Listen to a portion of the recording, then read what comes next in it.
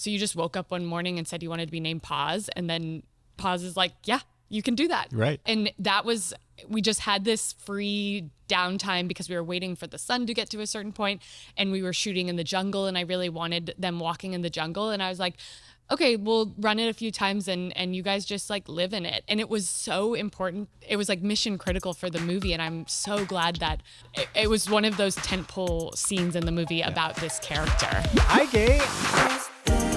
I'm PJ Brescia, they, them pronouns, your host of the BabyGay Podcast and the founder of the BabyGay community, celebrating the coming out process through storytelling, advocacy, and togetherness. I came out later in life and I knew nothing about queer culture. I'm still not an expert, so let's go on a journey of self-discovery together with amazing guests, diverse coming out stories, LGBTQI plus history, and everything in between. This is the BabyGay Podcast. Coming out looks good on you. Hello, everyone, and welcome back to the BabyGay Podcast. I'm your host, PJ Brescia, they, them, and today we are at the historic Black Cat in Silver Lake, California, with a really, really special guest, filmmaker and podcaster, GG Hawkins. Hello. Hey. Hi, GG. Hi, PJ. Firstly, I can relate on a lot of different levels, but one with your name. Let's go starting with the name. Yes, GG. I was going to ask what PJ stands for. PJ is Patrick Joseph. Patrick Joseph. Yes. GG is Grace Gloria. Grace Gloria. And were you always a PJ? No. I started PJ I started acting after my corporate career. We are the same person. We're literally, no, yeah. I know. Okay. I'll give you the whole story, but started as a stage name, PJ, because I kind of wanted to, Switch it up. Yes. Side note, my parents named me Patrick Joseph with the intention to call me PJ. I think we're twins. Birth. I don't know if this is so crazy. And it never took. Yeah, okay. So fast forward, I use it as my stage name, which was fine. But like in that earlier part, I mean, I was Patrick right. every other place in my life. Yeah. Fast forward, I come out then a few years later as non-binary. Mm-hmm. And then PJ really stuck with me as like a less gender focused name. And it really just stuck. And that's what I prefer now. I go by PJ all in my life. And throughout. it just feels right in your body and soul. I also, my mom wanted to name me Grace Gloria to go by Gigi because she was watching the movie Gigi and she was like, we'll call her Gigi. And she didn't really get that there was this whole grooming narrative in the film. It went way over her head. She was very pregnant. So, and it was a nickname that I had when I was a kid. And then I rejected it, went by Grace for many years, was doing the whole corporate thing, but I would do improv on the side to get my creative yayas out, and I would go by Gigi in class. And then by the time I was, 27 and looking around and saying, wow, everything's great on paper, why am I still sad? Maybe I should let myself do the creative thing I never let myself do before. I felt that Grace was like, I love the name and rest in peace, great grandma Grace, but it's so feminine and it didn't feel true to me. And Gigi felt like true to my voice where there's some bite, there's some edge. And so I was like, I'm reclaiming that. And so you know where people have met me in my life based off of what they call me. And of course, people who are grandfathered into Grace, I'm like, you don't worry about it. But it just felt true to me as a creative. And then I also was like, GG Hawkins, JJ Abrams. Yes. Like that sounds like a director. Yes. So it was an intentional thing. And then it also felt just so true to me once I started going by it. Yeah. I mean, literally the same. I can't believe it. Yeah. I love it. It is funny because when people call me Patrick, it is like does it kind of take you out of it? It takes me out. I'm like, whoa, like it's been a minute. Where's Patrick? Oh, I'm Patrick. Yeah, right. Yeah. That's me. And it's like, there's sometimes with like accounts that I have credit card or whatever. And it's like Patrick. And I'm like, oh, right. It's like, it feels like a different person, but I also I don't know. I still like the name. Like it's not a dead name for me. Right. Which for anyone that doesn't know what a dead name is, kind of for people who have transitioned and they don't use that name anymore, and that name is dead to them in the world. it's not that. Yeah. So, but it does feel like, oh yeah, that is not who I am anymore. I not to immediately pivot to my movie, but there's this line in the movie that was improvised by the actors. We shot this movie in Panama, and one of the characters' names is Pause, and it's a name that they chose for themselves. And one of the characters is asking, like, so you just woke up one morning and said you wanted to be named Pause, and then Pause says, yeah. And then she's like, well, then I want to do the same thing. And Pause is like, yeah, you can do that. Right. And I love, and that was, we just had this free downtime because we were waiting for the sun to get to a certain point, and we were shooting in the jungle, and I really wanted them walking in the jungle. And I was like, okay, we'll run it a few times and you guys just like live in it. And it was so important. It was like mission critical for the movie. And I'm so glad that Arta G, who plays Pause, just was so present in that moment to have that. It was one of those tentpole scenes in the movie about this character. Okay, we need to dive in because your movie is incredible. Thank you, PJ. It is beautiful, hilarious, sad. It just like, it really takes you on this journey, truly. Can we dive in? Let's talk about it. Well, it's called I Really Love My Husband, and it's about this woman who goes on her delayed honeymoon. She has this sort of golden boy, people-pleasing husband. He's perfect on paper, but she basically gets the ick. Something happens on the plane ride over. And the thing that she does is she pretty much does everything but face what she needs to face in her relationship, which is she's not happy. And one of the sort of the main crux of the film is she's like, let's seduce this rental host, this person who is the character Paz, played by Arta G, who is sort of living the most authentic version of their life. And Teresa, who's played by Madison Lannacy, she sees something in Paz that she's really drawn to, but for the wrong reasons. So it's a threesome movie that takes you on a journey. We present it as a vacation rom-com, but I think it's actually kind of this like sneaky movie that sneaks up on you and really looks at our ugly in a way that I really loved exploring and followed my bliss on, just like when I sort of embraced who I felt I was and showed up as myself. I feel like that's what filmmaking is. You have to figure out what your taste is, what your voice is, and just follow that and follow that instinct. So yeah, I really love my husband. Well, firstly, there's so many things that I want to comment on. One, I can relate to the storyline so incredibly in the sense that this year for my birthday, I was going through a lot. I needed to I took myself on a mini vacation. Yes. To the woods, to Yosemite. And dreamy. I seduced my rental host. Oh my God. Wow. Okay. And had a threesome with them. Amazing. That's so hot. Was it fun? Was it liberating? It was the best. It will forever live rent-free in my mind. It was the best thing. Hell yeah. I love that. It was incredible. So going to the film, I want to hear from development to shooting in Panama, that whole process. Yeah. There was a decision moment where I was taking a class via the Gotham, which is a nonprofit based in New York. And the course is called Produce Your Micro-Budget Film. And there was sort of one big takeaway from that course, which was what is something unique that you have access to that you can capitalize on, and how can you reverse engineer a story for what you already have? And there were two things that I had. The first was access to this location in Panama. My stepdad lived on this island for 16 years. He's kind of like this... He's actually inspired the character Paz, who lives this life that's alternative to what society says you should live. My stepdad didn't graduate the equivalent of British high school. He just traveled the world instead and would pay his way by fixing RVs, and then ended up on this island that has no roads, but you can walk down to a bar. And what's special about Bocas del Toro, which I ended up going to a ton of times as a kid growing up, and my brother was born there. It's a place where foreigners come to vacation and Panamanians come to vacation, and it's one of the few places I've been where it's like, it's a little bit hard to get to. It's a little bit intense in that it's not sanitized and the bugs will bite you.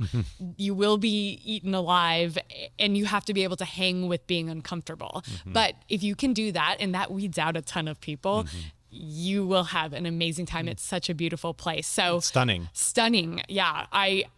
And my parents were actually married outside of that house that's in the film. Wow. So I was like, I have access to this location, but I only have it till the end of the year because my parents have been trying to sell it for 11 years and it was finally on sale. And I was like, wait, before we sort of close this door, can I make what I thought would be like a mumblecore micro budget?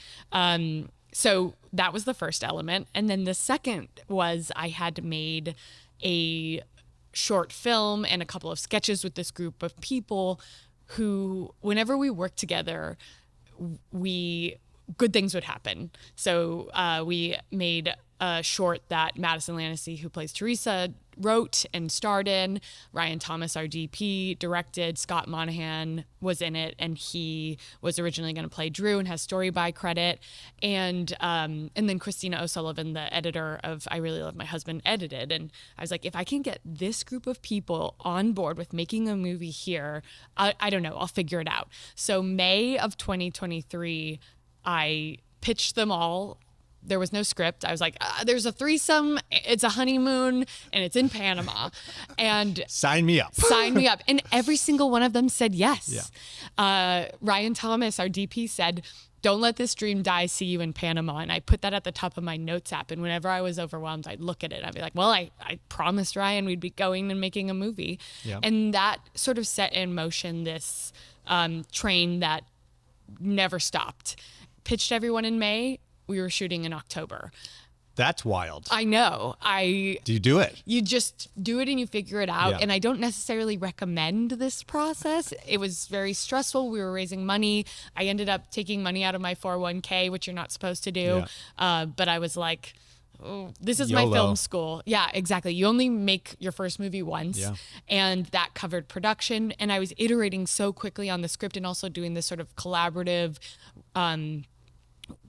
development process with the actors where we were I would write scenes and have them come in and we would do the scenes and then I'd be like, okay, forget the scenes, I'm recording this, let's improvise. And from that I would then go back in, reshape the scenes, and some of the best gems came from Madison and Scott just showing up and being present. We talked a lot about our experiences, our sexuality, like what it's like to be a Teresa in the relationship or a Drew in the relationship or even a Paz in the relationship, and how dynamic that can be. And I think that's what led to us creating something that felt so true to the voices of these characters who became their own people in a way. Yeah. And then we shot it in Panama. That's, let's just, filmmaking in general is so challenging. Yes. So what is adding an extra layer of shooting abroad like? So, it's so fascinating. Shout out to our producer, Elle Roth-Burnett, who this was her first time in the producer role, but she was navigating not only a micro-budget production, but getting everything abroad. And Panama has great technical talent. They have maybe one or two rental houses, a lot of reality TV shoots there. So Deal or No Deal Island was shooting on an island up the water from us. Wow. And they rented all the gear, so we had to bring half the gear ourselves. So it was a huge logistical. Wait, they rented all the gear from the local house. Yes, exactly, exactly. And by local house, I mean Panama City, which is a drive through the jungle. Then you have to get on a ferry and then get on a smaller boat with all the gear and then bring it to the island with no road. So there was a lot of problem solving and a lot of sort of thinking how can we create something with limited resources. So shout out to our producer Elle and Ryan Thomas for thinking logistically about how we can do a lot with a little. And I think we did a pretty good job. Yeah. I mean, that is unbelievable feat. Every movie will be a challenge, but like we really went we really were like, let's take a big swing, because if you're going to make something, you might as well take 1 or 2 really big swings. Yes. And I think strategically, by going somewhere where every direction you're shooting in, it's beautiful, you're immediately leveling up the production. Yes. Like the production quality. People assume the movie costs a lot more than it did. And also, you know, leaning into what you can have access to. And one of the most awesome things about the experience was like, we had a community there. I grew up going to the places that we were shooting, and they just said, yeah, come on in. We'll turn off the music, but we're going to keep the business open, which immediately adds texture and life and extras to your film. Yep. And I think a lot of people it's easy to get into a fixed mindset of like, oh, if I can't fully control this environment, it won't work. But actually it could work in your favor if you're willing to lean into it. Yeah. Embracing the unpredictability of the environment was, I think, something we did really well. Yeah. I heard you in a previous interview talk about constraints and how they're actually, they're golden nuggets. Like people look at them as really horrible. Yeah. And in reality, it makes you be way more creative and problem solving. And totally. I think that these gems come from the unexpected, and you have to follow your gut and just hope that the solution or the beautiful result, thank you, is it will appear. And it clearly did. As I've been reflecting a lot recently on this process, I do think as filmmakers, we have to control the direction of it, but we can it's only a slice of the pie, and we have to let the creative unpredictability of a performance or of the weather or of, and you know, these things that are so out of our control, like they will unfold however they will, and we have to let that sort of happen within the parameters that we set, as long as we're moving in the general direction. And that gut feeling that you're describing is the most true thing that I didn't really let myself quiet myself on set before this movie. I was sort of in party host mode, making sure everyone was having a good time.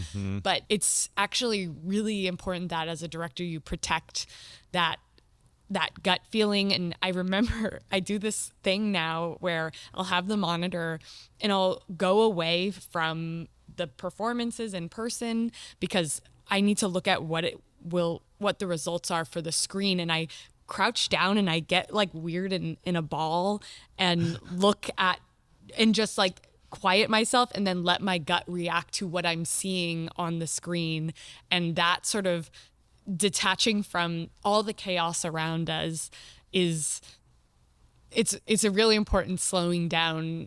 And I think I should do it more in life. I don't, you know? Yeah, I'll speak for myself. Like I definitely have type A tendencies, and my spectrum of super hyper controlled to then also very like woo and like seeing the signs and the spirituality of things. And always when I'm in flow, when we were shooting, for example, or like those days, like all my magic, every time I look at the clock, it's like my magic number. And to me, it's like, check, like the universe is telling me you're going in the right direction, you're on the right path. And that's always the best place to be at. Like that state of flow is such a euphoric feeling. Yeah. And then in life, often I'm not in that state. And it's like, how do I get to that state? Even not on a big shoot day with lots of pressure and excitement. Can I ask what your magic number is? 3s and 7s. 3s and 7s. So 37. So like if I'm looking at the time and it's 4:37, 5:37, and that's what it would be like throughout the day. It was exactly 37 as I'd look at the clock. 11:11. Yeah. Magic numbers. Yeah. Like 12:12. Yeah. So what about you? Madison and I have a number which is 4:44. When we were cutting Yes Daddy, which is the short we made right before, we were working it to a point, and I think this is such a fun part of the process is in post-production, you really have to work the dough and figure out what the film wants to be. Yeah, it can change. And this is a short film that we kind of got to the point where we cut it down and we felt good about it. We gave it some space, and then we looked at the number and it was 4:44, 4 minutes and 44 seconds. And we were like, well, that's a sign. And then it became this, sort of touchstone of our careers and almost a spiritual proof of concept or prequel to I Really Love My Husband. And now at 4:44 p.m., like a couple times a week, we just text each other what we're hoping for. I love that. So it's a good like grounding moment to check in with a creative partner and just be present. And recently we've been like, the next one or R&R. We just need to rest because it's been a crazy year. The rest part, I am not good with that. It's hard. Well, you went to Yosemite, so that's you true. are Yes, good at I force it. Well, yes, I need to like make it a thing. It was for my birthday. Like I love birthdays, and I was like, I need to. It was like right after the fires, and it was just like a traumatic season and whatever. So, and I love to be in nature. I'm a Pisces, so. Oh, me too. Oh, really? When's your birthday? March 7th. March 1st. Oh my gosh. 3/7. There's a 3s and 7s. Wow. Yeah. Wait, how old are you? I'm 36. Okay, I'm 34. What's your goat? The goat. I think I'm a goat. The goat. The goat. Yes, goats are cool now. Goats are cool. Yeah. I'm a snake. Oh, interesting. But do you like? Well, it's so snakes funny because I hate. I don't want to say hate, but I really anything that scares me the most in the world are snakes. And yet I am the year of the snake, and I have this wild fascination with snakes. From like birth, where if I'm going to a zoo, I have to go to the reptile.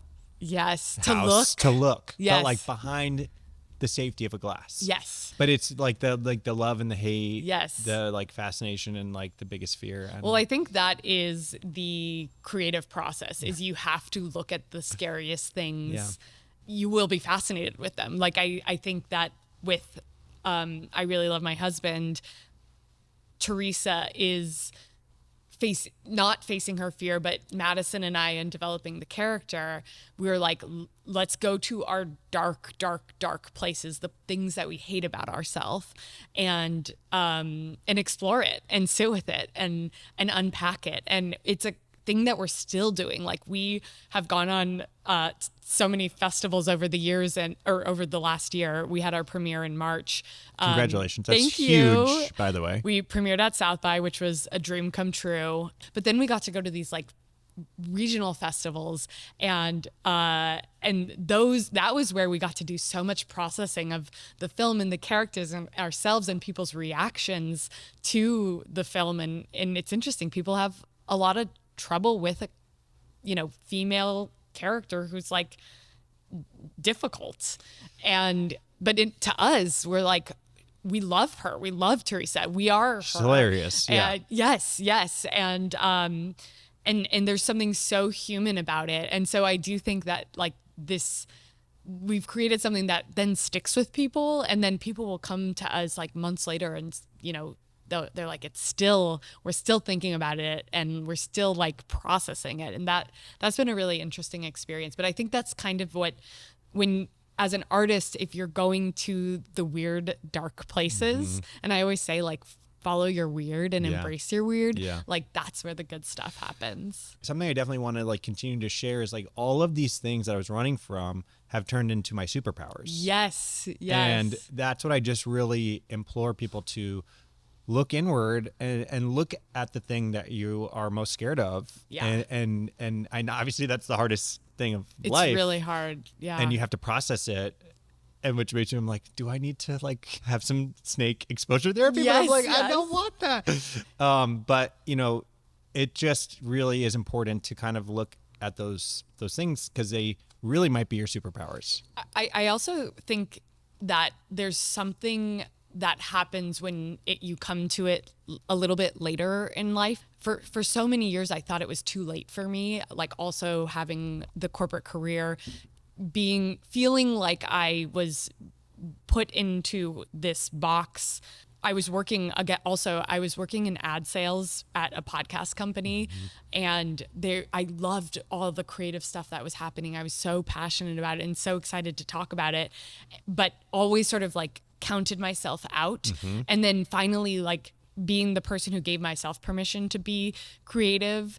And it has been this like journey of giving myself permission, greenlighting the movie myself and being like, we're just going to do it. Making these decisions to almost create urgency to force myself to explore these things. Yeah. So it creates like an infrastructure for letting myself explore these things that are really scary. Yeah. But there's a wisdom that comes when it's like, okay, you've already had a career. You understand how to operate in the world. You've lived a life that now you can reflect on. And, you know, the running was part of that journey. Mm-hmm.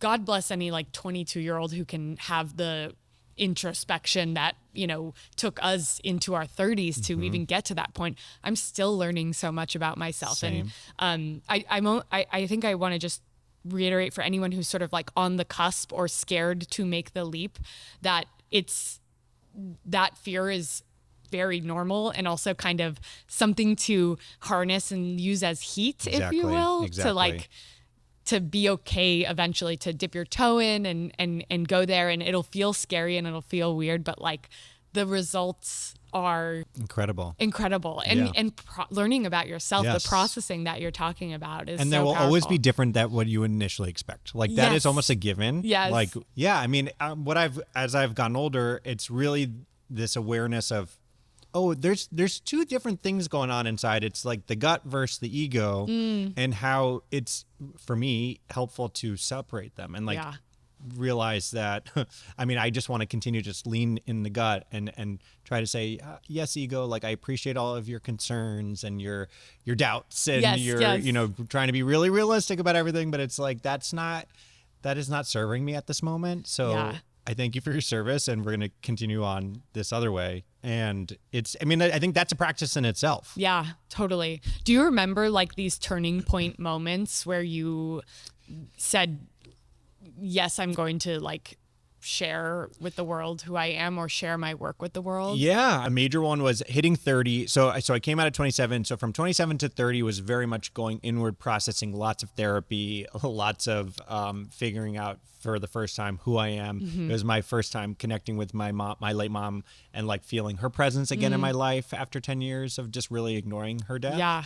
And then 30, and then went on this writing retreat, and it was a huge moment. I mean, I brought my journals. I didn't know what I was going to this writing retreat for. Yeah. All I knew was I need to get something out of me. Yeah. And I was scared, and I had these journals, which was very heavy to just read through your journals, period. So a lot of processing, a lot of crying, a lot of laughing. I'm like, oh, that was funny. Like, you know, like it's very interesting. And then that's where I started writing this web series, BabyGay. So BabyGay, this whole thing started as a fictional comedy web series, me just sharing my story of someone coming out later in life. Yeah. So then I was writing for a couple years. So my backstory, my career in my early 20s after college, I was in talent representation in Hollywood. So working at ICM and 3 Arts and all those things. So like learning the business side of entertainment, which I can really relate. And you were at Gimlet, and it's so being on the other side of kind of where you want it to be, feeling this, you know, imposter syndrome.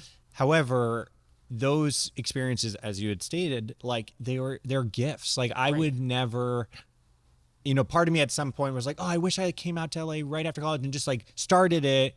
But I learned so much at these agencies and working on the other side of just how the business of film and entertainment works, which is so important. Right. Where a lot of creatives don't understand it necessarily in full. And I think it empowers you as a creative. I mean, to launch BabyGay as first the web series and have it take on a life of its own, it's business gets such a bad rap. Yeah.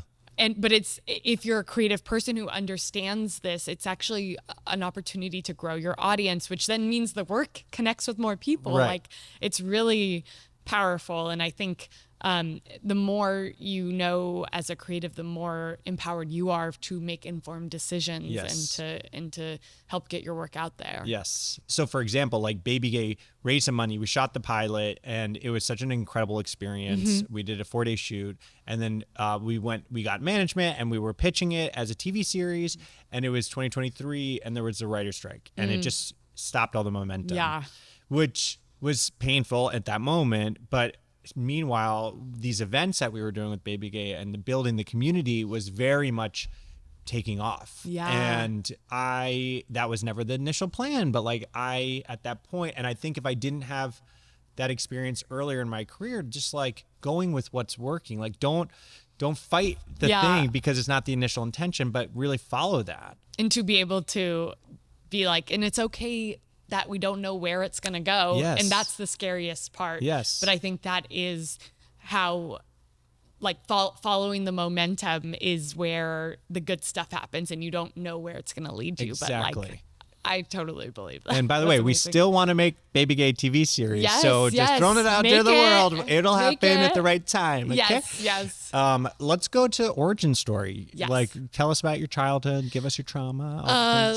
Okay. So, let's see. I'm from the Bay Area. I was born in San Francisco, moved to the East Bay. I lived in a town called Piedmont that's surrounded by Oakland, and it's like, I've definitely heard of it. It's like the waspiest, a wealthy enclave, where, you know, it's as country club in East Coast as you can get in the East Bay. Yet everyone from there purports to be like, you know, a little hood. And I'm like, no, you're not. You live in a mansion.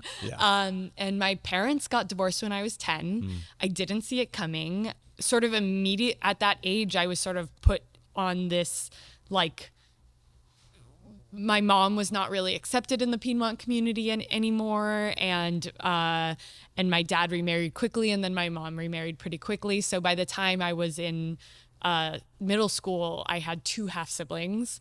And did you have siblings before? Yes. Okay. So I have a sister who is 4 years younger than me. Okay. And we, you know, did that sort of like living in 2 households situation. And this is sort of a thing where I look back and I'm like, I don't know how my parents were ever married. And I'm so glad that they found the people that they're with now. Like, they are with the right person, which, you know, is sort of explored in my movie. And I always loved theater. I was kind of like this ham. I actually was watching a home video a couple months ago, and it was like me directing my dad, like being like, Dad, sing Roses. And he's like, I don't know what it is. And I'm like, then I sing it for him, and I'm like, now you go sing Roses. So clearly I was like, you know, you were a director. I was a director. I very much lived in this space of like watching the Shirley Temple movies and being like, I am Shirley Temple. Both my parents are dead, and I have to go live with my mean uncle. Like, I love that kind of stuff. I was never like the star or the lead person. I was never the most outgoing. I was never the funniest. And then I had this sort of like insane experience in 8th grade where my I think I had completely like discounted myself. Both of my families were starting new families, and I was like, oh, I'm like worthless. So I was getting a lot of attention from boys, and then there was this sort of situation where I was at the end of 6th grade, like this rumor went out, and I was like suddenly labeled as like the slut of Piedmont, like the bad girl, the bad kid. And I remember like coming home, and my dad found out, and like I remember the room spinning and being grounded for all of summer, and like basically having put my entire worth into like my body and how people perceive me, and it was like this very low point, that so much so that I came home on the last day of school, and I took out the college book and started circling any college that was like good, and set my like high school trajectory built around like having a good college application, which was already the pressure that you get at Piedmont High School. But it was like I then put all of my self-worth into like how the world perceives me, and I wanted to be seen as good and like doing the right thing. And like, so I joined the high school newspaper. Like I, played all the sports, and I was in the acting program, and I was like, I have to be in acting for 4 years because that looks good on a college application. There was this like really like bizarre fixation on being seen as good. And so high school was this experience of like doing things for the wrong reasons, like trying to get, like fighting for every point, every extra credit, taking honors classes that I really shouldn't have been taking, and doing it because I wanted to get into a good school, because then I would be, seen as good and be approved by this community that rejected me like multiple times. And I remember like at one point going into my honors chem teacher's class to see what my grade was on the quiz, and I had my softball gear on one arm, my stuff for the play on the other arm, and looking at the teacher and saying like, can you tell me what I got on the quiz? And she looked at me, and I think I read her expression and I didn't do well. And then I just like burst into tears, and shout out to Miss Romer, who unfortunately like passed away from cancer a couple of years ago. This was a turning point in my life where she was ripping the brown paper towels off the, from the chemistry classroom, and she was handing it to me, and she's like, I promise you this doesn't matter. Like, wow. And it was like, I didn't realize it at the time, but it was one of the most important things. And then I dried my tears, and then she's like, also, I'm not going to tell you what you got on the quiz. and so it was sort of this long process of figuring out, and I think it took me till I was 27 years old to really accept who I wanted to be. And there were these times where I would get into flow states in the acting program, which at Piedmont is an incredible program. I would get into these flow states of creativity, and I really treasured that. And then it took me till I was 27 to let myself do it again. Because I went on this trajectory of trying to be good in the eyes of my parents and the Piedmont community. And, I got a job at Google, and then I was like, oh my God, everyone loves that I work here, and it's checking these boxes. And then at 27, that was when I really like looked around, and I think I mentioned this earlier, like everything was great on paper, but I was still feeling this like sad hole. And I asked myself why. And then I was like, well, 30's coming up. So if I don't try the thing I always wanted to do now, 30 is a great motivator. It is. Because you're like, 30 is adult. It is. I've been living in sort of youthhood and having fun, but I started taking classes on the side. I wrote a pilot, I wrote a screenplay, and then I made my first short film. And it was the feeling being so exhausted after shooting 2 days, and there's a picture of me sitting on the ground so tired. I'm just like, and I keep coming back to that feeling of, oh, this is the feeling that's missing, and that's when I planned my exit, and I went to film school for a year. I dropped out. I started making sketches and shorts and building my community, and and that's sort of what led me to finally taking the leap on myself. And I also felt that sort of pressure motivation of, well, if I don't take a big swing now, like I'll be 40 and I won't have made a movie and I need to prove myself to the industry. So if anything, I'm like, I'm glad that I had this meandering path. I'm also glad that I had this weird ego motivation that has propelled me to this place where I'm like betting on myself. Yeah. But now I'm doing it for the internal reward of creating something and creating with people versus how I'm perceived. Yeah. Don't get me wrong. I'm like thrilled the movie got into South by Southwest, but like I went into it being like, this is a great experiment. It could be seen by nobody ever, but it's the experience of making it and the collaboration with people. I feel like it if you can love yourself, good things happen. Yeah. It's about staying present and enjoying the experience, because you are going to ultimately learn from whatever you're doing. Yeah. And also, I'm saying this to myself right now because it's like there's so many things going on, and I am always thinking about the next thing and like where I want to go, and ultimately you're gonna then miss out on right now, and you're never gonna get now again. Yeah. So it's something that I really need to continue to stay grounded in where I am right this minute and enjoy this incredible process. Yeah. All those different stops on that meandering path were, I picked up a tool, and I am now utilizing those tools in this like full circle way. And it's like, holy shit, like you might not know what you're doing at that moment in time, and that is okay because your future self will thank you for that.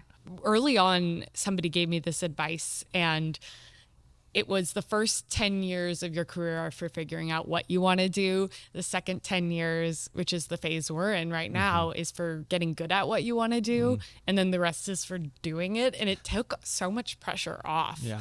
It's kind of like driving a car at night where you can only see what the headlights are illuminating because there's so much we don't know. But if you just focus on what's right in front of you and taking it one step at a time, or, 1 foot at a time if you're rolling down a road, it lets you be present. But it isn't, it's hard. It's a muscle we have to flex. And, truly.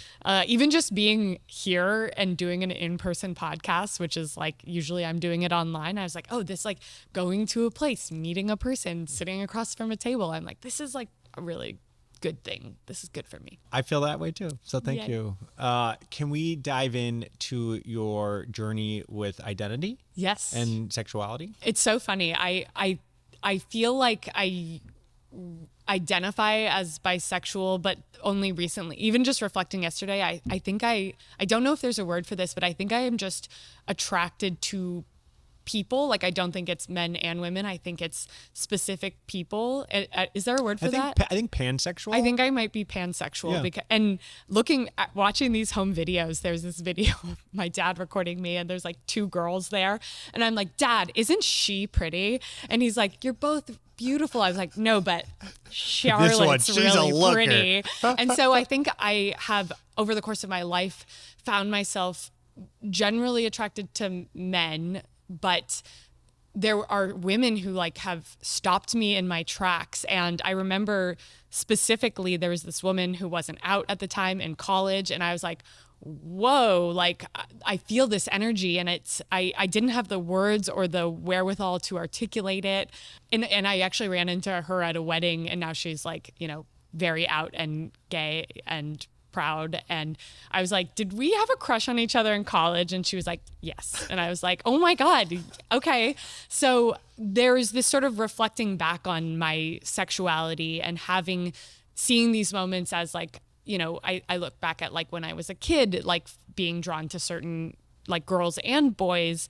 And then what was interesting is in my 20s, I was like introduced to a group of people who were like very open in terms of their sexual partners, and it opened my mind to like, oh, the idea of being with other people with my partner. And I was with an ex, and we were at a bar on, I think it was like Christmas Eve. We were staying in New York, and this Canadian couple approached us, and like that led to this experience that was really interesting and so unexpected, because it was something that we had talked about, but we weren't gonna like actively pursue it. And we're like, something may happen with that group of friends. Like, I know that this person has expressed interest, and then this couple came to us. So it sounds similar to your Yosemite experience. And then that sort of opened this interesting door of me exploring with other people in a relationship, but in reality, it was very much a Drew Teresa experience where all I wanted to be was with the third person. And I was like, get out of here. Like, I don't like you. And they all happened to be women. So after that relationship ended, I ended up having experiences with women. And it was like so wonderful and so exciting to be just like breaking the norm of what I thought sexuality could be, then I was also sort of playing with my role. Like I felt excited to be in a more like traditionally masculine role, and I don't think that's a fair categorization, but it's like what I knew to be as like the man in the relationship or in the dynamic. And so there were just like a couple of years that were really like I took all this pressure off myself just to be present, and I learned a ton about myself, and now I just feel I'm in a, monogamous relationship with a man who I met at the Black Cat.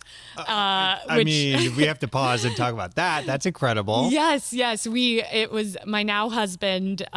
We met.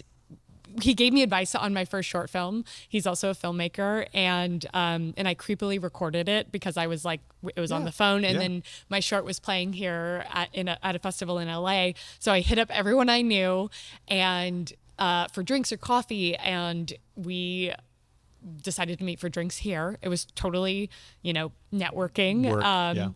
He actually emailed me because he got a migraine right before and was trying to cancel, but I didn't see the email, and then his migraine went away. So he's like, didn't hear from you, so I guess I'll see you there. And then we, it was one of those things where I was actually expecting to be alone. I was like mentally preparing. I was like, I don't think all my friends are married now.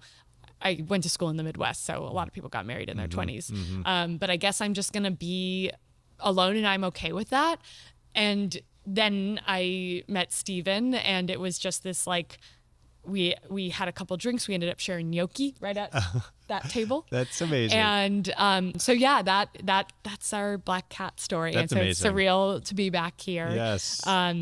It's been fascinating to like see other people in my peers explore things and be a resource where somebody will be like, well, I think I'm into women. I'm like, oh, I'm happy to talk about it. I've been with some women. Like for me, it wasn't like a declarative thing. But it's also really important to me that, there's somebody in my immediate family who's a trans girl, and she is somebody that like we never had any queer characters growing up really that we were that we could see in movies, and I think I Really Love My Husband is a quietly queer film in a way where it's like, we have a non-binary character as one of the leads, and it's not about that. It's about they're just a person who is flawed and has their own baggage, and the characters who are don't identify as queer are never really like questioning, am I queer? Like they're just accepting who they are, because that was my experience, is just existing, just being, and kind of like being open to whatever. And that feels very true to our generation. Yeah. Well, it is interesting, I will say, because I have a lot of female friends who kind of had been on the same journey as your path in terms of sexual identity, and are now with straight men and are currently struggling with their feeling not queer enough, like going to queer spaces and feeling like an imposter, and these conflicting experiences where obviously they're queer. I mean, like you can be with a straight person and also be queer. Yes, it's so fascinating, and I think that I'm so glad you brought that up, because that has been some of the conversations that I've had with people. And that's why I genuinely believe like it is a spectrum. I mean, the Kinsey scale of it all. And I think everyone is on that spectrum. Either it's just like deeply, deeply buried, or, and the bummer about that feeling is that it's based in shame of not being enough of whatever your perception is, when ironically like the queer community is so accepting. Well, you tell me. Yes, generally yes, but that is something that I want to explore with this podcast, because it is less accepting than I thought it would be. And there is so much inner community shaming and looking down upon, and it's like, y'all, we are on the same team. And now more than ever, it's like we really need to come together and work together because we have bigger fish to fry here. It's human nature to like want to see things in black and white thinking. And I think that as a culture, we need to be like, nuance is the new black. I feel for the people who don't think that they're good enough or gay enough to even be in a space. But also like, I feel very, very lucky. Like I've lived in the Bay, I've lived in New York, I've lived in Ann Arbor, Michigan, which is pretty open, and LA. My aunt's gay, my cousin's gay, like I've always had queerness in my life. So to me, it doesn't, I feel very privileged to have always had that. Yeah. You reminded me of when I just was coming out, and it's this, oh my God, like because I think I first came out as bi probably, and it just felt like I can hook up with anyone. Like it just like, it was just such an empowered excitement that it was just, that was such a fun time. And it's like an awakening in a way where I can't even describe what it is beyond like, and we deserve to have that fun, especially like if there've been years of repressing it. Like I hope that anyone who's kind of opening that door and exploring it sees it as like it's good to be excited about it. Exactly. And I want to hear also about your podcast. Yes. So No Film School. No Film School. It's been around for, the website's been around for maybe 10 or 13 years. It was started by Ryan Koo. I listened to the podcast when I was 27, being like, how do I make movies and do industry stuff? And through a sort of, unexpected path, ended up coming on to just be sort of like a guest emerging filmmaker type. I was working with one of the co-hosts, Charles Hain, who was the editing professor at the film school that I dropped out of. And we were trying to create a podcast about labor issues in the film industry. And this was in 2021. And everyone was like, this is awesome, I hope you make it. But nobody wanted to like put any money behind it. Yeah. And so he's like, just come on the No Film School podcast. And then there was some downsizing. So I took over as the lead host. And so I feel like I've been on this journey with like a ton of people and who have helped me make my movie, who have been there in like the highs and the lows. And in every interview that I've done, I am asking about things that are directly relevant to the movie process. Yep. So, I interviewed James Mangold and we talked about blocking and directing actors. I interviewed Benny Safdie, and I was like so burnt out on the podcast. I was like, how do you like maintain your life? Like, how are you not exhausted all the time? Yeah.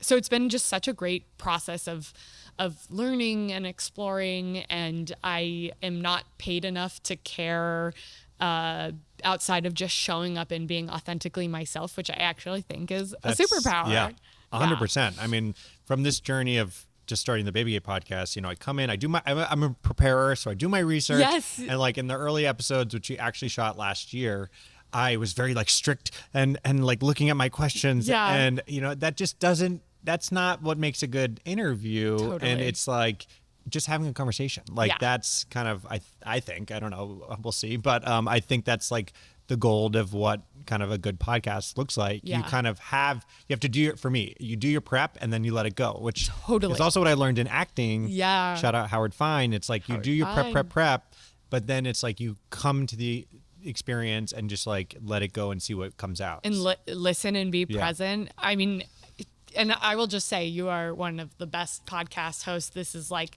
I've done a lot of interviews, but like there's a warmth that you bring. There's an energy and just presence that you bring, which is, it's hard. It's hard to do it's hard to show up 100% and just be present for these types of things, but it makes all the difference. Thank you. I really appreciate that. So we have to wrap this up, which I really don't want to because we're going to hang after this. Well, yes. You come on my podcast. Okay, great. Perfect. Let's do a fun little game. Oh. It's called Rapid Fire Questions. Rapid Fire Questions. Yes. Okay. Okay.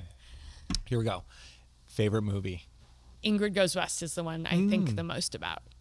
Favorite filmmaker or creative voice who made you think, I want to do this?